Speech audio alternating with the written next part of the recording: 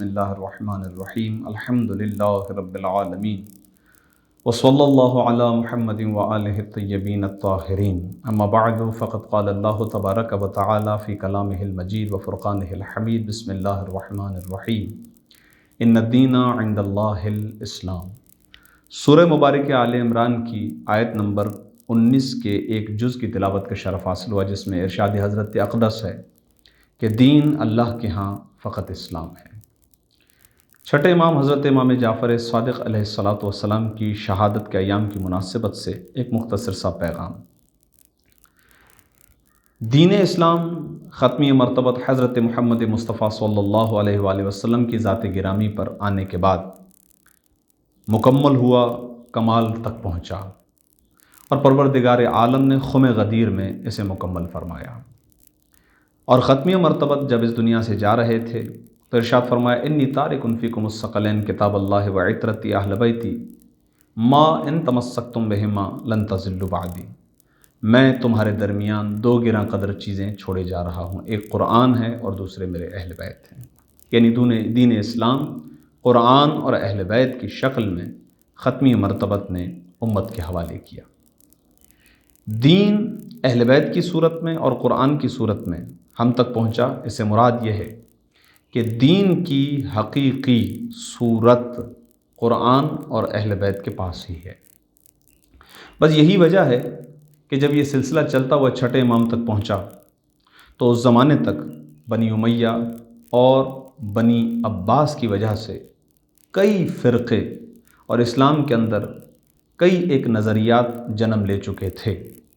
और वो ज़माना ऐसा ज़माना था कि जिस ज़माने में छठे इमाम को ये मौका मैसर आया कि आपने खुलकर दीन इस्लाम की तरवीज की, नशर व इशाअत की और दीन इस्लाम को आगे फैलाया।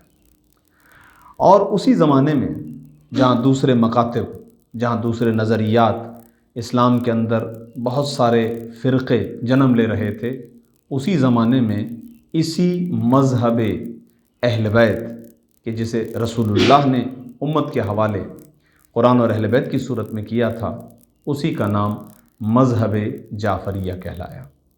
उसकी वजह वाज़ेह है कि वो अफराद कि जो किसी भी नुक्ते नज़र के रखने वाले हों, किसी भी फ़िरक़े से ताल्लुक़ रखने वाले हों, ये जानते थे कि अगर अहल बैत का नज़रिया जानना होगा तो वो हमें छठे इमाम हज़रत इमाम जाफ़र सादिक़ अलैहिस्सलातु वस्सलाम के ज़रिए से ही मिलेगा।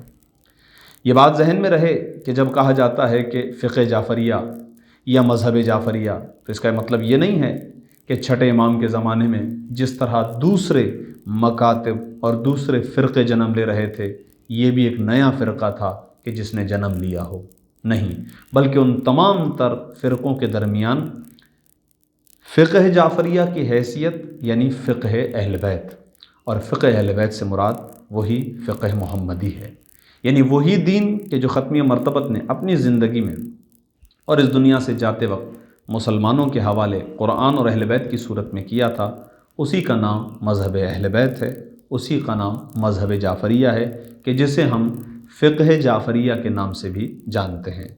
और मकतब तशय्यो के मानने वाले यानी शिया हज़रात कि जिन्हें अहले तशय्यो कहा जाता है, उन्हीं का दूसरा नाम फ़िक़्ह जाफ़री के मानने वाले या मकतब तशय्यो या मज़हब जाफ़री भी है। यानी मज़हब जाफ़री वही मज़हब मुहम्मदी है। तो ख़त्मी मरतबत ने क्या कहा, अगर वो जानना चाहता था कोई तो वो छठे इमाम हज़रत इमाम जाफ़र सादिक़ की खिदमत में आया करता था। इसीलिए कि छठे इमाम ही हकीकत में वारिस रसूल भी थे और वारिस इल्म इलाही भी थे और क़ुरआन की हिफाजत करने वाले और क़ुरआन के हकीकी मतालिब से आशना भी थे। दूसरे लफ्ज़ों में अगर मैं क़ुरआन की ही इस्तिलाह को इस्तेमाल करूँ तो परवरदिगार आलम ने एक मकाम पर इरशाद फरमाया, इस क़ुरआन को कोई नहीं जानता, या तो अल्लाह जानता है या वो अफराद जानते हैं कि जो रासिख़ून फ़िल इल्म हैं। उन्हीं रासिख़ून फ़िल इल्म जो अफराद हैं, उनमें से एक शख्सियत का नाम हज़रत इमाम जाफ़र सादिक़ अलैहिस्सलातु वस्सलाम है। मकतब तशय्यो इस अक़ीदे के साथ हयात को बसर कर रही है, ज़िंदगी को बसर कर रही है कि हम उसी फ़िक़्ह पर हैं।